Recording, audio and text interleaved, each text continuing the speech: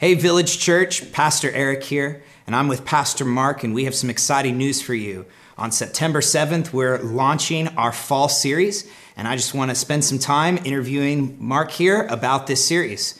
So, Mark, tell us about the fall. Yeah, we are very excited to be launching the series called The Great Debate this fall. And we as a church have tended to, up to this point, and want to continue to really engage ideas or constantly be speaking into, there's a marketplace of ideas out there. All kinds of people have different philosophies and worldviews and religions and ideas about God and salvation and the afterlife and humankind. And, all of these questions that we have, all of us have answers to in different ways. And religions and people throughout history have had different answers to these. So what we wanted to do is in the Great Debate is say, what does Jesus have to say to all of these different worldviews, all of these different religions about God? And so we're going to explore 6 different worldviews, naturalism and pantheism and polytheism, postmodernity, and really what do they say about God and humankind and the world, and then what does Jesus have to say to those worldviews? And so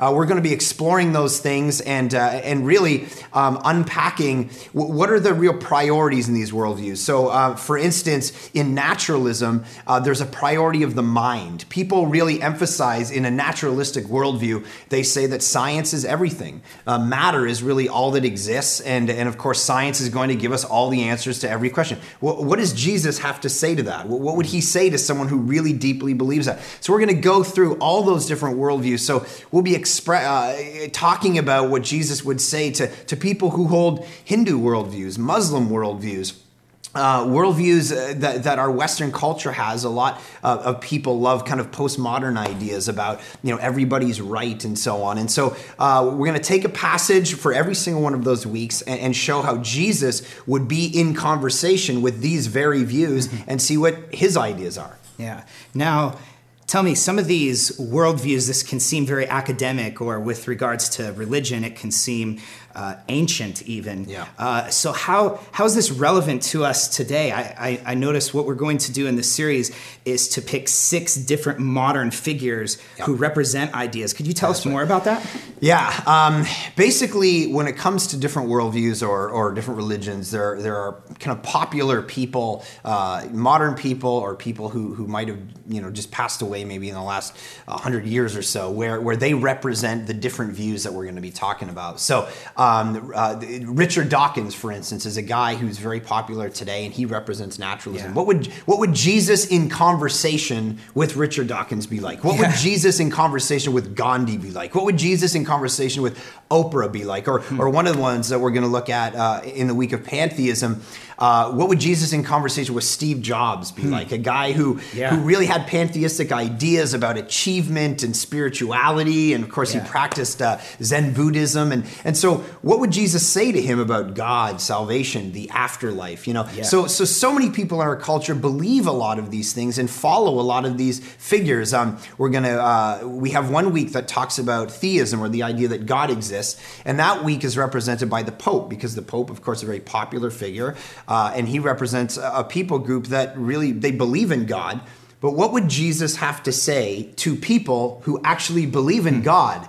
Meaning, would he just say, okay, cool, you believe in God, you're of a particular religion, whether it's Judaism or Islam or Christianity even, you say you believe in God, but let me kind of push at that a little. Let's talk about what you even mean when you say God, and let's see if I agree with you. Yeah. So we take all these ideas, and it seems like a lot to take in, a lot of conversations here, a lot to learn.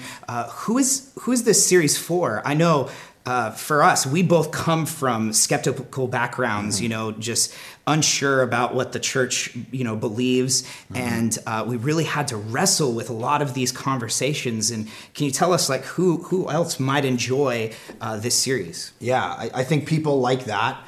You coming from skeptical background, not coming to Christ until later in life, myself the same.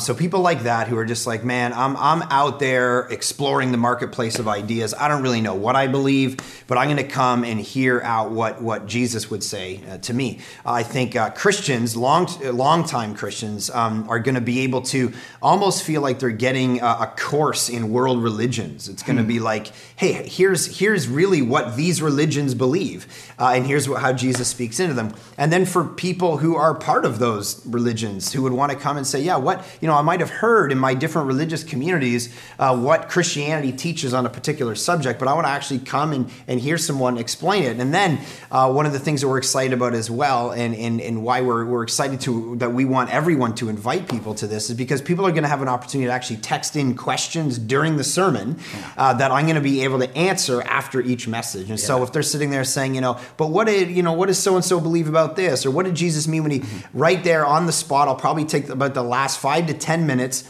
of every sermon and answer those text questions that have come in. So people can invite friends and family who are inquisitive and wondering about this, and they'll be able to actually ask their questions right in the spot. Yeah. So, and we're actually going to, here in the studio, answer some of those questions during the week too. We know we won't have time to get to all of them on Sunday. And so we don't want to leave those hanging. We want to bring those during the week. Yeah, that's good. Well, wow.